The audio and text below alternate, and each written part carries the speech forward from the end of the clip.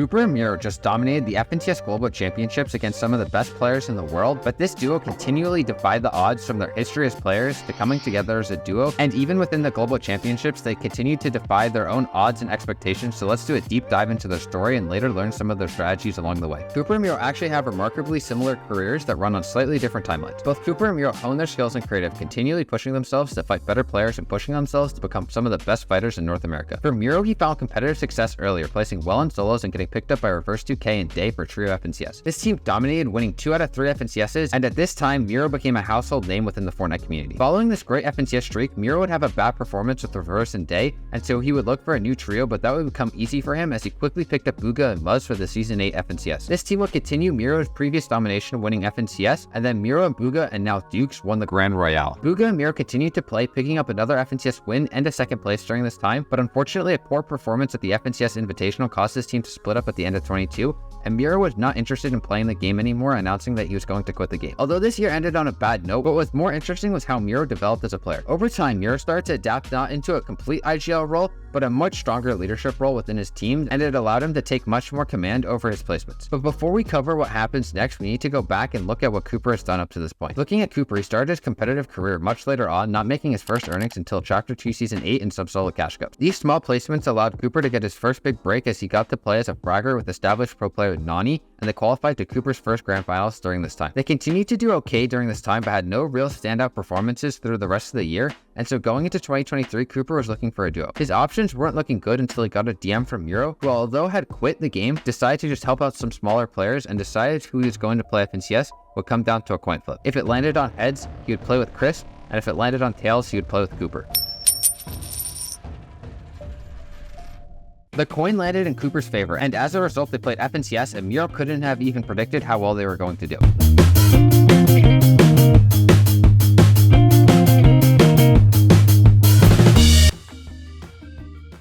After this performance, they came second in the FNCS Grand Finals and qualified themselves to the Global Championships at the end of the year. But following this performance, this team looked decent but not amazing going into Copenhagen, and most people didn't even have them winning the event. Even going into day 1, this team looked very shaky as they found themselves consistently below the surge, and their entire gameplay just didn't look connected. This resulted in this team failing to make the Grand Finals of the Global Championships, placing 28th and missing out by only 3 places. This performance gutted Cooper. Following the failure of day 1, this team knew that they needed to do better on day 2, and although it was shaky, they got it done, particularly thanks to a great first game that was characterized by a great solo clutch from Cooper. Cooper did a fantastic job of just staggering in the zone once he got a good chunk of white kills. This allowed him to rocket from deep in the zone where he was completely safe before landing and repeating the strategy before Cooper goes absolutely crazy in the end of this game.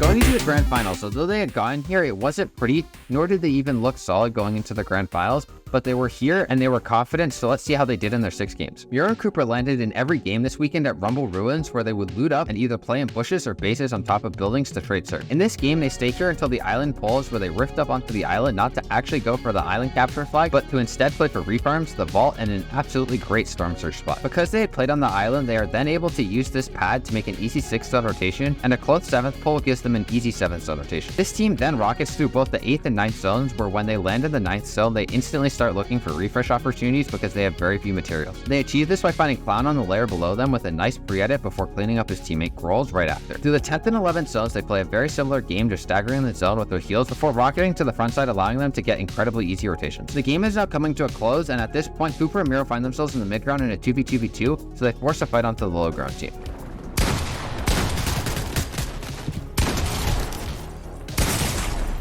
Miro survives and is left in a final 1v1, and this is what happens. Miro showing, hey, I'm the big dog of the region. Sphinx says, I want to prove that I can do it. We already know he's got the mouth in him, but can he put the bullets where they need to go? He needs to put some respect on his name. Miro running out of builds. That's his last chance. He falls all the way down. Miro goes out. After game 1, Cooper and Miro find themselves in second place and only a little bit behind Pollo and Sphinx, but let's get right into game 2 to see what continues through this epic final. This team again lands Rumble and does their normal Storm Surge strategy, but Cooper is able to pick up an early spray kill into Polarized. Jumping right towards the end game, this team finds a spray kill into Ritual and they tarp and committed a lot of materials to safely get the body. They then safely rocket the 8th and 9th zones before tarping on the full right side of the 10th zone, allowing themselves to use the zone to block off an angle where they could get pressured from. This team starts to need a refresh though, as they work their way through the 11th zone through old builds, and they are constantly paying attention to the teams around them, which allows Miro to find this.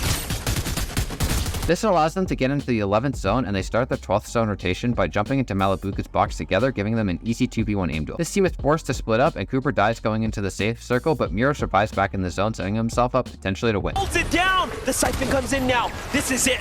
This is a 2v1 situation. Pixie and Cheatin, they're trying to go ahead and go against him. That's Chari there as well. An all team with multiple wins this weekend. Back-to-back shots. He's already been able to get one. Miro out for redemption in that last game, but he has no materials. Zone is taking him out. Following game 2, this team is now in first and has a commanding lead to go with it. But will they maintain this dominance going into game 3? Let's just go ahead and see. Going into game 3, the start of their game looks very similar to games 1 and 2, but this time they play much more aggressively for their cash, which allows them to get it, and then they play right under the island, which gives them opportunities to find a lot of Storm Surge tags under the players playing near the island. Following this, they then combine the roaming redeploy augment with the crash pads to make their 5th and 6th zone rotations, but they then find themselves in almost a zero material situation. Cooper, as the IGL of this team, makes the call to go deep into the 6th zone, which gives them the opportunity to refarm up some of their materials, as there's no one on this side of the zone. Unfortunately though, because there was no one on this side of the zone, this forced this team below the Storm Surge, and as a result, they're forced to jump into Hari's box to pick up a kill for the Storm Surge. They then crash pad glide through the 9th zone and run through old builds on the 9th zone, but they don't block off their backs well enough, resulting in Miro going down. This left Miro to solo play.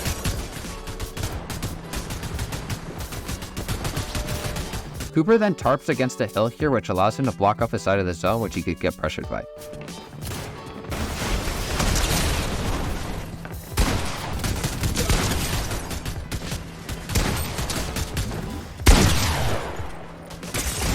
Following game 3, this team was still in first, but following commanding back-to-back wins from Pixie and Cheatin, their lead was only holding on by 6 points, so they would still need strong games in the second half of the tournament to hold on. Game 4 early on plays very similarly out to the first 3 games, but they rotate out of Rumble early as the zone plays off their drop spot. They then play towards the Yamzo and Rise gas station, where they find not 1 but 2 caches, setting themselves up both with a stack of slurp juices. They then do a very similar strategy to game 1, where they play up onto a capture point island, giving them good sightlines for Surge and a good spot to refarm materials from. They then pad into the 5th zone and rocket the 6th and 7th zones. Following a close 8th zone pull, they look for some quick box fights to keep themselves above the Storm Surge, and they get comfortably into the 8th zone. The 9th zone then pulls their way, which allows them to stagger, use a slurp juice, and then rocket into the end of the 9th zone. They continue to tarp through the 10th zone, switching between tarping and zone plays before picking up a kill into Vanyak, but unfortunately this kill would strand them on the low ground, and when the 11th zone played max distance over a hill, they couldn't recover, resulting in this team going down. Although by their standards, this game wasn't up to par with the rest of the day, their lead actually grew as the rest of the top 3 did poorly in this game, so this tournament and the chance to become champions of the world is looking ever closer for this team. But to get there, we need to go right into game 5. Game 5 plays very similar to games 1 and 4, and they stay on Rumble until they are forced to rotate north with a zone,